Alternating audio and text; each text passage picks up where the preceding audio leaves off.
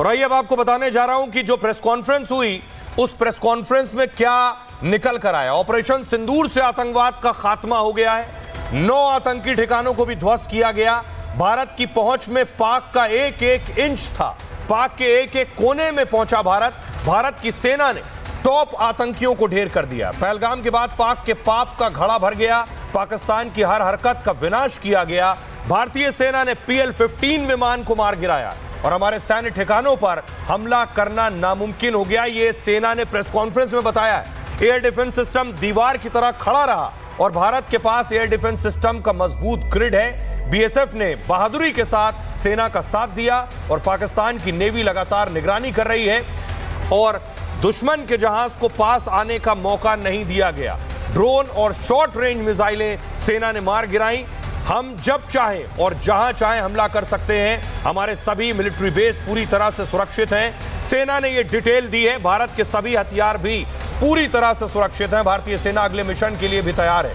अब जो लड़ाई होगी वो पिछली जैसी नहीं होगी। अगली लड़ाई और भी नए तरीके से लड़ी जाएगी। आपको बताऊं, लेजर गन से ड्रोन को मार गिराया गया है। वायुसेना ने मार गिराया है। तुर्की ही नहीं, सभी ड्रोन को मार गिराया है। इंडियन एयरफोर्स ने इस बात की जानकारी दी। उन्होंने कहा कि हमारा सिस्टम सभी ड्रोन को मार गिराने की ताकत रखता है। सुनिए। The numerous waves of drones and unmanned combat aerial vehicles employed by Pakistan were also thwarted by the indigenously developed soft and hard kill counter US systems and the well-trained Indian air defense personnel. और सेना ने आज press conference में और भी कई महत्वपूर्ण बातें कही हैं। हमारा एयर डिफेंस दीवार की तरह है, वायुसेना का कहना है। चीन की बनी PL-15 मिसाइल को हमने मार गिराया है। एयर डिफेंस सिस्टम ने पाक के हमले को नाकाम कर दिया है। भारतीय वायुसेना ने कहा है कि हमने पाकिस्तान के नूर खान एयरबेस को तबाह किया है। Most of you and the majority populace within the country have had a lot to say about the layered and integrated air defense systems put in place by the Indian Armed Forces, which includes the assets of the Indian Army, the Indian Navy, in addition to the primary air defense assets of the Indian Air Force. As you all are well aware, this robust AD system comprises of a large variety of multi-layered AD sensors and weapon systems. From point defense weapons like the low-level air defense guns, shoulder-fired manpads, and short-range surface-to-air missiles or SAMs, to area defense weapons like the air defense fighters and longer-range surface-to-air missiles within our inventory. Additionally, the numerous waves of drones and unmanned combat aerial vehicles employed by Pakistan were also thwarted by the indigenously developed soft and hard kill counter US systems and the well-trained Indian air defense personnel. All this was brought together as an efficient and effective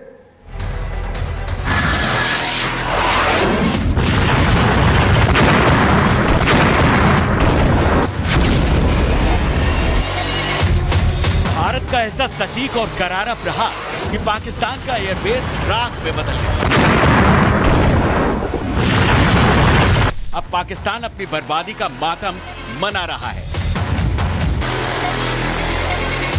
Pakistan की आतंकी सेना के डरपोक जिहादी general मुल्ला मुनीर की हालत इतनी खराब हो गई है कि भारत के नाम से कांपते हुए घंटों बंकर में वो छिपे रहे। लेकिन भारत ने सरगोधा और घोलारी में जो तबाही मचाई, उसने पाकिस्तान को ऐसा जख्म दिया जो कभी नहीं भरेगा। पाकिस्तानी फौज अब धुएं में ढूंढ रही है अपनी लाशें। घोलारी सरगोधा एयरबेस तबाह। घोलारी में करीब 50 पाकिस्तानी मारे गए, स्क्वाड्रन लीडर और 4 एयरमैन ढेर। सरगोधा और घोलारी की तबाही पाकिस्तान के लिए एक ऐसा झटका है जिससे उबरना नामुमकिन है। ये दोनों एयरबेस पाकिस्तान की हवाई ताकत की रीढ़ थे, लेकिन अब ये खंडर हो चुके हैं। भारत ने पाकिस्तान की हवा से ही उसकी हेकड़े निकाल दी। सरगोधा और घोलारी पाकिस्तान के सबसे अहम एयरबेस पाक सेना की रणनीतिक परिसंपत्तियां हैं। अमेरिका के F-16 विमान यहां तैनात हैं। चीन के JF-17 लड़ाकू विमान यहाँ तैनात हैं। पाक कमांडरों का ट्रेनिंग अड्डा है ये। सरगोधा में पीएफ का सेंट्रल कमांड मौजूद है। सरगोधा में पीएफ का ही air power centre of excellence भी है। तस्वीरें चीख कर बता रही हैं कि कैसे भारत ने मिनटों में पाकिस्तान की वायु शक्ति को मिटा डाला।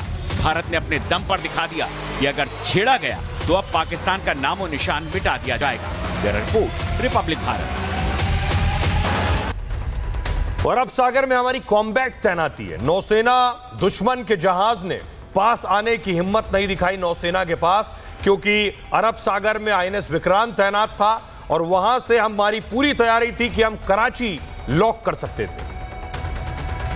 Air, surface and subsurface through amalgamation of advanced sensors synchronized on the combat management systems. In effect, the maritime force is able to ensure persistent surveillance, detection and identification for a comprehensive maritime domain awareness, including the airspace.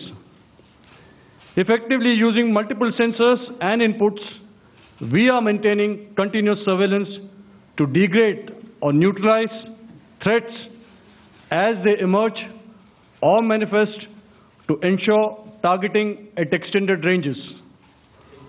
All these are conducted under the umbrella of a comprehensive and effective layered fleet air defense mechanism that caters for all threats, be it drones or high-speed missiles और aircraft both. और इस बीच बहुत बड़ी खबर आ रही है।